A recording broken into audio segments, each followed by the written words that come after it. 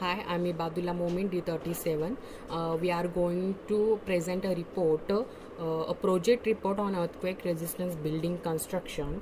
So, the project is submitted by Ibadullah Momin, D37, Man City Bay, D65, Rushabh Nikhare, D42, Preeti Madane, D31, in partial fulfillment of the syllabus of communication and personality development, and the project is submitted to the Department of the English and Communication Skills, Cadis College of Engineering, Kolhapur, and under the guidance of faculty mentor Mr. Amol D. Wagmare. So, in this presentation, in this report, there is an introduction about the earthquake resistance building construction, what is actually earthquake resistance building, and next is how earthquake resistance building is different, effect of earthquake on a reinforced concrete building, seismic design philosophy, remedial measure to minimize the losses due to earthquake resistance building construction with reinforced hollow concrete block means RHCBM, mid-level isolation, earthquake resistance using slurry inflated mat concrete means SIMCON, SIMCON, traditional earthquake resistance housing, and conclusion and at the end reference. So the introduction is, first of all, what is the earthquake and how it happen and how it is happen. The earthquake is happen due to the volcanic eruption, tectonic movements. Okay, it's a play or what we call a plates, and geological facts, and also man-made. Okay, so now what is the earthquake resistance building construction or earthquake proof building? Okay, in a civil field we many times heard that earthquake resistance building or this is a earthquake proof building. Okay, but it is not possible to build a earthquake proof building. Okay, so no structure on the planet can be constructed 100% earthquake proof. Only its resistance to earthquake can be increased. Okay, no 100% the fabric under means the concept is the actual concept is that the fabrication of a building or a structure that is able to withstand the sudden ground shaking, that is characteristics of earthquake, therefore thereby minimize the structure damage to human detects defects and injuries. So the shape of the material used to build a structure, its resistance is the capacity of a structure to bear to bear the tension that it is subjected to without breaking. It depends on a material used to build the structure and the shape of the structure. Okay, so it is all about the introduction of about the earthquake. So next is how earthquake resistance construction is different. How earthquake construction is different. While no structure can be entirely immune to the damage from earthquakes, the goal of earthquake resistance construction is to erect structure that fare better during seismic activities than their conventional counterparts. So what is the best material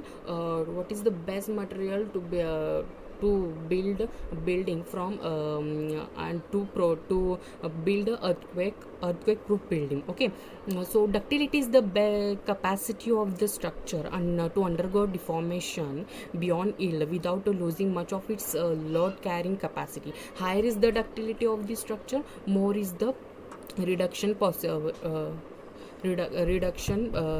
possible in its design seismic force. Okay, so there is a brick and a concrete building have a low ductility and therefore absorb very little energy. This makes them especially vulnerable in even what we call in even minor earthquakes. Okay, buildings constructed of steel reinforced concrete on the other hand perform much better because of embedded steel increase the ductility of the material. Okay, so The next slide is presented by my team. So next slide is presented by Mansi Tibble. I'm Mansi Tibble from D Division, having a roll number D65. We know that reinforced concrete building have become common in India, and all the buildings consist the horizontal and vertical members. We know that when the earthquake shaking is happen, they generates the inertia forces on the building, and these inertia forces is directly proportional to the building of the mass. And we know that most of the building of the mass is present at the floor levels. Therefore, the earthquake shaking generates a movement of inertia forces moves on the floor levels, and these forces travels downward through a slab to beam to the column, and column to the wall, and into the foundation, these inertia forces travels to the downward direction from the top of the building. The columns and beams which are at a lower side experiences a higher earthquake induced forces during this strong earthquake, so they are made to be the very strong for the safety of the building. The graph is show that how the inertia forces induces or increases from the top of the building towards the downward direction. We know that all the buildings consist of the columns, beams, walls, etc. The load is transfers from the slab to the beam to the column, and column to the foundation. Between this beam and columns there are walls. When the beam receives a horizontal forces, it tries to move in horizontal direction, but these walls resist these forces, and because of this higher weight and thickness, the wall develops a cracks, and it becomes a very dangerous during the earthquake. And thus the infill walls act like a sacrificial fuses in the building, so that to building remains safe, we have to make a columns, foundations, beams, walls is very strong for the building safety, and because of this the building will not be the collapse. If these strategies when applied on whenever the construction, the building will not be damaged, and if sometimes it will damage but will not be the collapse. Then philosophy. We know that there are different types of earthquake having a different magnitude. There are 800 earthquakes having a magnitude 5 to 5.9 in the whole world, and only 18 earthquakes having a range 7 to 7.9. So for this higher earthquake, we have to provide more safety. How to provide more safety? If we should construct a earthquake proof building or earthquake resistant building. So the most of the engineers do not attempt the earthquake proof buildings, because that will not be damaged, but during a strong earthquake it will be the collapse, and it becomes a very expensive. So most of the engineers having an intention to make a building earthquake resistance. Such a buildings resist the effect of a ground shaking. It will be the damaged, but it will not be collapsed during the strong earthquake. Thus the safety of the people and the contents is assured in earthquake resist building, and thereby a disaster is avoided. Thank you. Hello, I am Rushabhat Nikhade from D Division. My roll number is G42. As discussed earlier by Ibadullah and Mansi, we have got the thesis about the earthquake resistance building. At the moment, we are going to discuss the certain points like earthquake design philosophy, remedial measures to minimize the losses due to earthquake, then the earthquake resistant building construction with reinforced hollow concrete block and mid-level isolation. Talking about the earthquake design philosophy, the earthquake shakings are of three types. That is, first one is minor shaking, then moderate shaking, and last one is strong shakings. Under minor shaking, the main members of the building carrying vertical and horizontal forces should not be damaged. Under the moderate occasional shakings, the main members may sustain the repairable damages. They have to be replaced after the certain earthquakes. Under the strong but rare shakings, the main members may sustain the severe damages. and you can see the diagrams given here so that you can get the concept of earthquake design philosophy. You can see here the minor shakings, moderate shaking and strong shaking. In strong shaking the building is now we are going to see the remedial measures to minimize the losses due to the earthquakes. You can see on the screen the remedial measures are building planning, foundation, provision of band, arches and domes, staircases, beam column joints, and masonry buildings. The building planning in the building planning, the symmetrical buildings usually develops cracks leading to the collapse of the structure. Therefore, the building should be constructed rectangular and symmetrical in plan. Then, talking about the foundation, it is better to build the entire building on the uniform size soil strata to avoid the differential settlement.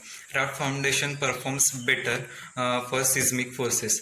Talking about the provision of band at sea level should go with vertical band and door openings to meet at the lintel level. In case of the earthquake of very high intensity or large duration, people will get the sufficient time to escape because of these bands. Coming to the point, arches and domes. Arches during the earthquakes have tendency to separate out and collapse.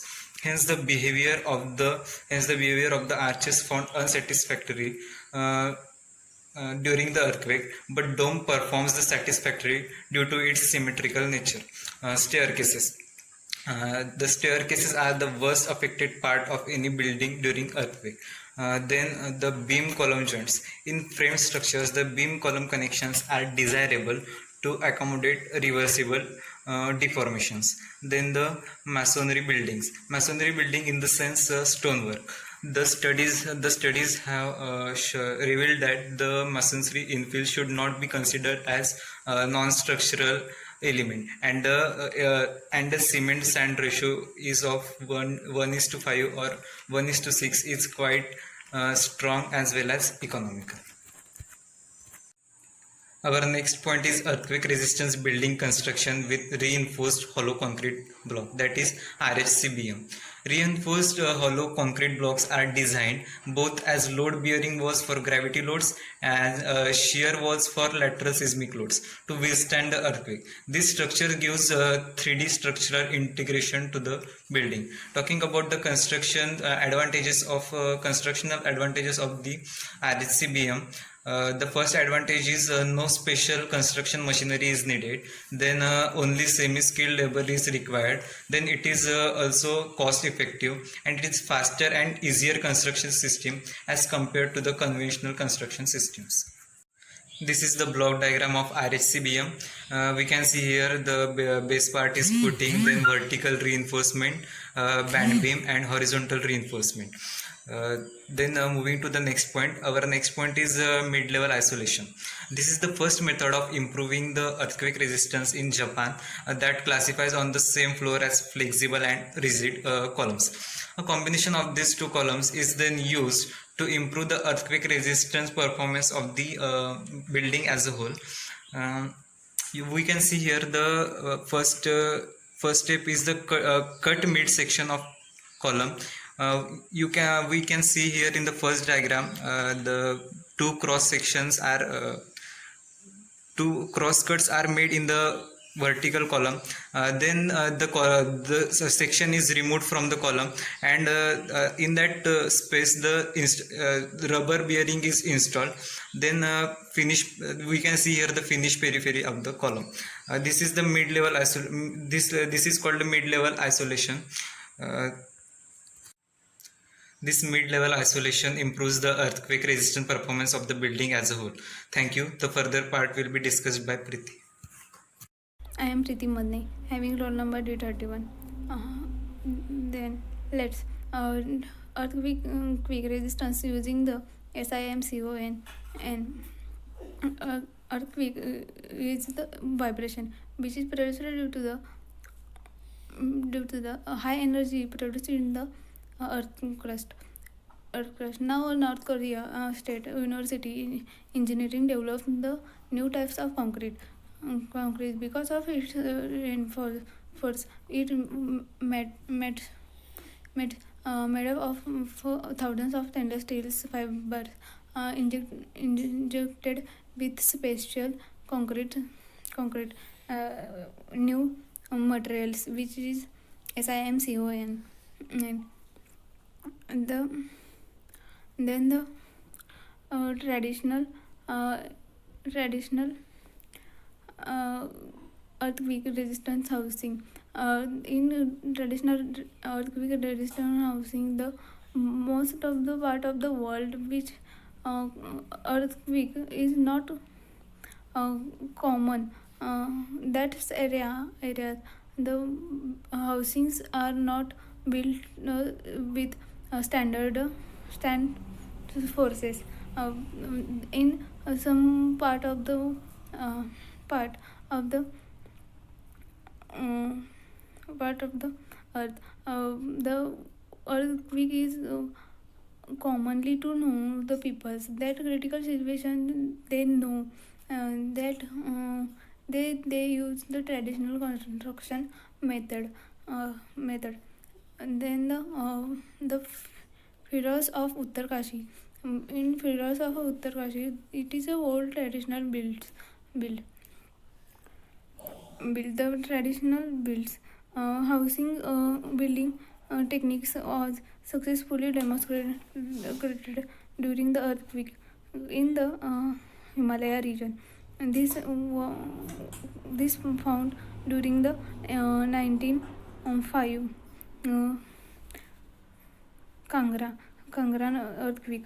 The construction material used for the building are wood, mud, stone. Wood is used for the tie beams and vibrations and vertical timber columns as pins to tie inside the and outside of wall. Then the Darje Diwali buildings of Kashmir. The Darje Diwali buildings of Kashmir it ran in 1885. The Darje Diwali buildings, the most significant aspect of Darje Diwali buildings is combination of buildings material use. Combination of material of building use. Wood is used to each floor level foundation consists of ruby mercury. Mercury is used for not used for the strength of wood, which is used for the flexibility to produce flexibility of to the wood and influence materials like bricks with mud. And then the Kaki Kuni buildings of Kuli Valley. In Kaki Kuni buildings of Kuli Valley, housing of Kuli Valley made up of timber, which is unaffected. It is similar to the Darje Diwali buildings and Pharaohs of Uttarkashi buildings. Then the conclusion. However, the builders and constructors should adopt the preventions in the future construction. As prevention is better than cure, the light of avoiding the risk. This may not be impossible task as earthquake resistance measured in buildings involved to 2% to 6% additional cost depending on the types of building. Then using construction of techniques like SIMCON and RHCBM cannot only mitigate earthquake effects but also the cost is effective. Thank you.